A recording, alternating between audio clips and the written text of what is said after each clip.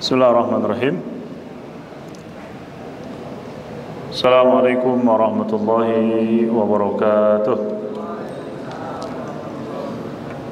Alhamdulillah wassalatu wassalamu ala Rasulillah wa ala alihi wa sahbihi wa mawala wa ba'du. Ikhwah sekalian yang mudah-mudahan selalu berada dalam rahmat Allah Subhanahu wa taala.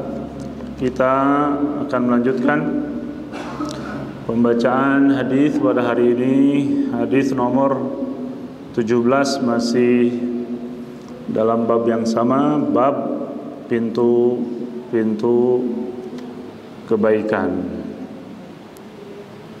Hadis yang kita akan bacakan masih dari Abi Musa Al-Asy'ari radhiyallahu taala anhu, qala Rasulullah sallallahu alaihi wasallam. Rasulullah sallallahu alaihi wasallam bersabda, "Idza maridal 'abdu aw safara."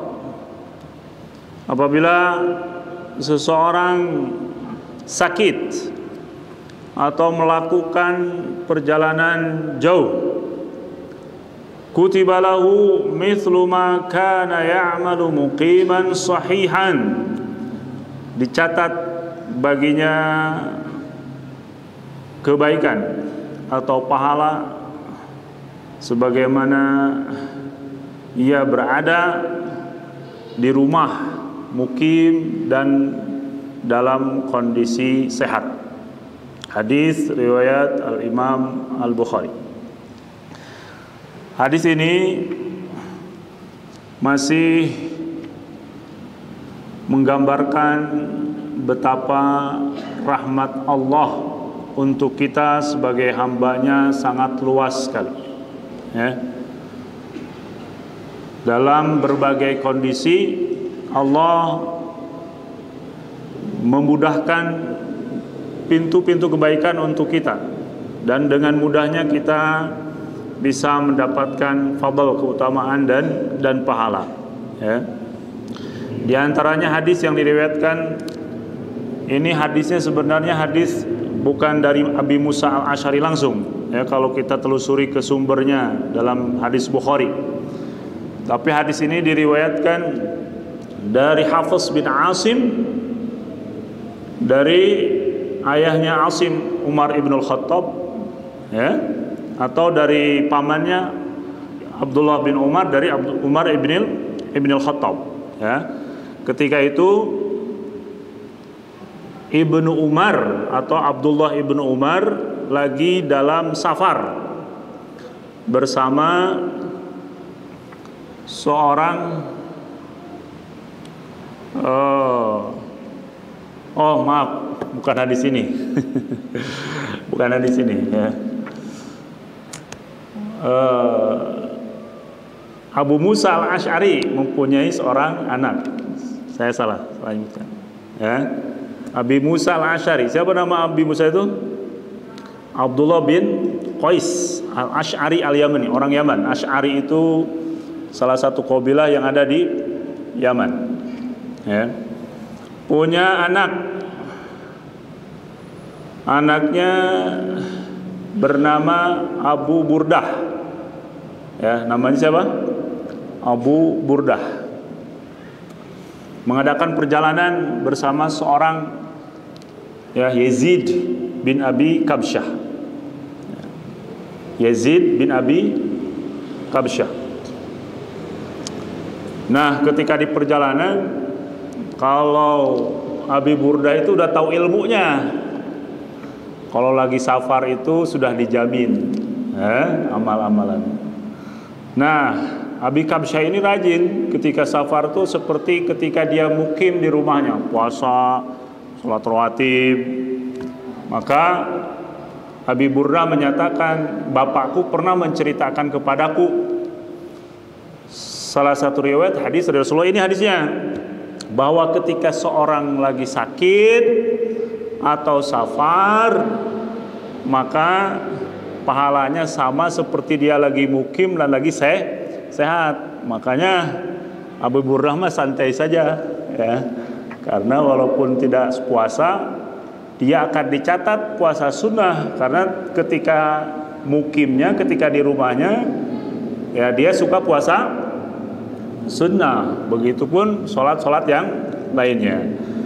Nah, dikatakan di sini apabila seorang sakit, artinya ketika sakit, ya, sehingga karena sakitnya itu dia tidak bisa misalkan sholat berjamaah yang biasanya setiap hari, ya, orang tersebut, ya, rajin sholat berjamaah, tapi ketika sakit terhalang keinginannya tersebut, niatnya baiknya tersebut karena apa? Sakit. Maka Allah Subhanahu wa ta'ala masih menjamin walaupun dia tidak sholat berjamaah, tetap tercatat sholat berjamaah selama apapun sakitnya, ya.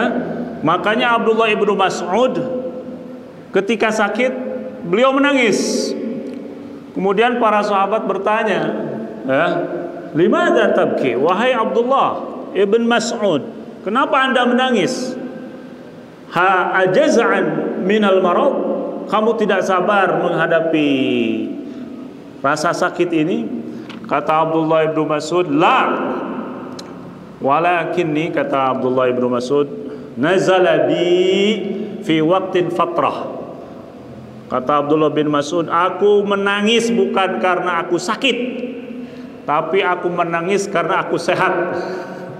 Maksudnya karena waktu aku sehat, aku pernah lalai. Dalam satu waktu lalai. Bayangkan, dalam satu waktu lalai menangis, ya. Karena satu waktu itu lalai tidak bernilai ibadah. Ya, ini Abdullah ibnu Mas'ud yang hanya mungkin ya beberapa detik atau berapa menit atau beberapa jam lalainya. Nah, kalau saya, ya kita lah semua ya, di zaman sekarang nggak tahu satu hari lalainya berapa jam. Maka yang seharusnya banyak menangis ketika sakit bukan karena sakitnya, ya, karena memang apa? Banyak kelalaian kita. Jadi kalau kita misalkan ketika sehatnya lalai, jangan berharap mendapatkan keutamaan. Jadi misalkan ketika kita sehat nih, puasa Senin Kamisnya rajin, atau 3 hari dalam sebulannya Masya Allah, atau bahkan di sini mungkin ada yang puasa Daud, sehari puasa sehari tidak, ya, seperti abah-abah yang di depan ini, ya, rajin puasanya kalau lagi puasa, ya. Maka ketika sakit kita tidak bisa melaksanakannya, masih sempurna sebagaimana kita mendapatkan pahala apa? Orang yang lagi sehat melaksanakan amal-amalannya. Makanya dalam hadis yang lain dikatakan igtanim khamsan qabla khamsin. Perhatikanlah 5 kondisi, 5 keadaan sebelum datang 5 yang lainnya. Apa yang pertama? Syababaka qabla haramika. Masa muda sebelum masa tua. Ya. Apalagi? Bukan berarti masa muda sebelum tua ya. Ya. Harus digunakan. Tetapi digunakan tentunya di dalam apa? Ketaatan. Yang kedua, apa yang kedua tuh? Wasihataka qabla saqamika. Ketika kita sembuh, ya, sebelum datang masa sakit. Yang ketiga, apa yang ketiga? Wa ghinaka qabla faqrika.